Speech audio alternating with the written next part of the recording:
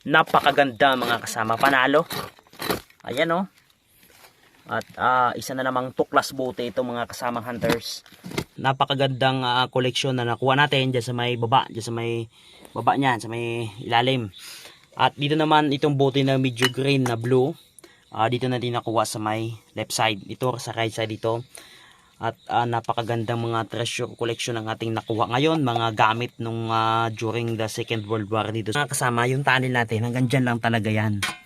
Kung inyo makikita itong secret chamber na nabuksan natin o ang secret tunnel na untouched ay nandito lang, ayan lang. Kung inyo makikita hanggang dyan lang. Ang target natin ay tanggalin yung mga lupang nakatambak na yan. Dahil tayo naniniwala mga kasamang hunters, madaming gamit na nakalagay dito yung may lupa na yan.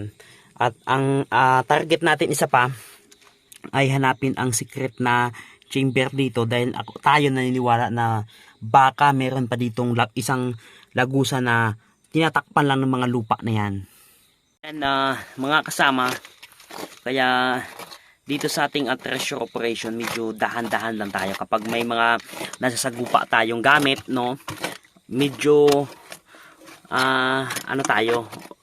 ingat dahil hindi natin alam kung siyempre lahat ng treasure may trap.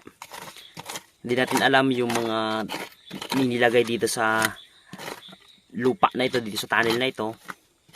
Kaya kahit medyo mabagal mga kasama, at least safe tayo sa ating treasure operation. Tulad niyan, yung mga bakal na yan, yung mga nabubulok na yan. Kahit alam natin na bulok na yan, pero nag-iingat pa din tayo. At hindi natin siya masyadong binubutas basta-basta.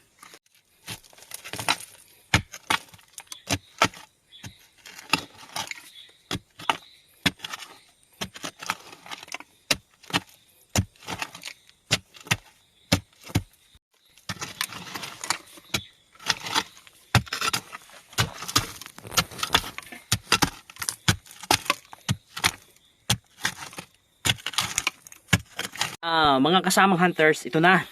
Dahil sa dito, medyo sa may left side, itong kaliwang bahagi ng ating tunnel, medyo dinahan-dahan natin yung paghukay. Dahil nga sa napapansin natin yung mga kalawangin na bagay. Kaya ito, gumamit muna tayo ng pangkutkot. At sa kabutiang palad mga kasama, yan, kung inyong makikita dito sa may, medyo malapit sa sentro ng tunnel ito eh. May lumitaw na bote uli. Buti na lang hindi siya nabasag dahil kanina ginagamitan natin yung bareta. Mabuti habang kinukutkot natin yan, medyo yan nagkalat na yung kalawang. Basta kami dito mga kasama dito sa treasure, dahil sa may ilang tunnel na rin ang nabuksan natin, alam na namin na kapag may mga ganyang, may mga kalawangin na nabubulok, ang kasunod yan mga positive na markings. Kaya medyo gumagamit kami ng mga wooden stick yan, pangkalawit lang, hindi masyadong pinapaspasan dahil minsan nababasag. Katulad nyan, kung yan ay ginamitan natin ng bareta, basag yan, pabuti yan mga pangkalagay lang ating ginagamit. Ayan mga kasama, bote, ang kanyang dulo nakapaturo dito sa labas, at yung kanyang dulong bahagi, yung ilalim ng bote, papunta naman dito sa sulok. Ngayon, ang gagawin natin mga kasama, dahan-dahanin natin ang kuha. Dinawakan natin dito sa gilid. Kaya mga kasamang hunters, bagamat medyo mabagal yung ating usad, dahil nga medyo umuulan pa. Kasi kapag umuulan mga kasamang hunters, hindi kami masyado ditong nagukay dahil nga tunnel dito, wala namang itong timber at baka bumagsak. Kaya ang ginagawa natin kapag tag-ulan, tumitigil tayo. Pag tumila, yan, pressure na naman. Kahit gabi, ngayon ay dito tayo. Kasi gusto natin na kahit paano araw-araw makapaghukay tayo. Yan, may mga Japanese shell mga kasama. Kasi sa katagalan ng panahon nabulok na. Actually, yung Japanese shell, paboritong kainin daw ng mga Hapon. Pagkain talaga nila yan. Parang kuhol yan kung tawagin sa atin.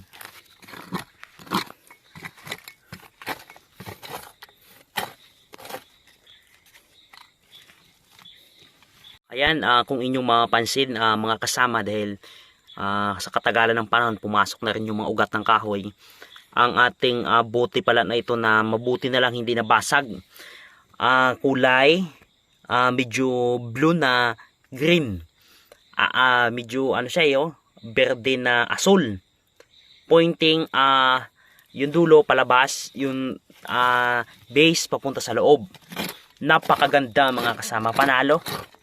Ayan At isa na namang tuklas bote ito mga kasamang hunters. Napakagandang koleksyon. Actually, madami-dami na tayong nakolektang bote. At napakaganda na magkaroon tayo ng magandang koleksyon. Sa loob ng tunnel, mag-iingat kayo sa mga ganyang wiring. Ayan kailangan dobling ingat kayo dyan.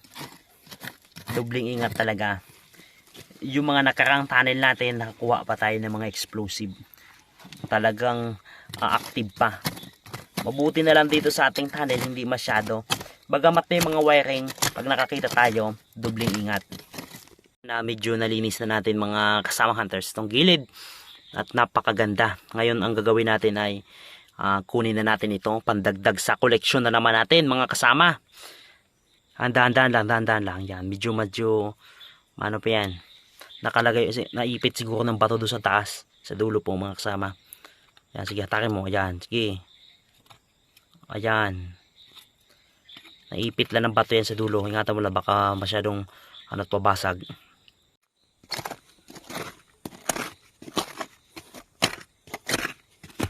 Medyo nalinis na natin itong ilalim. Medyo may gamit pa doon na napapansin natin, dahil may linya pa ng kalawang, kaso nga lang hindi na tayo makapasok dahil masyado nang malalim, kaya ibagsak na natin ito.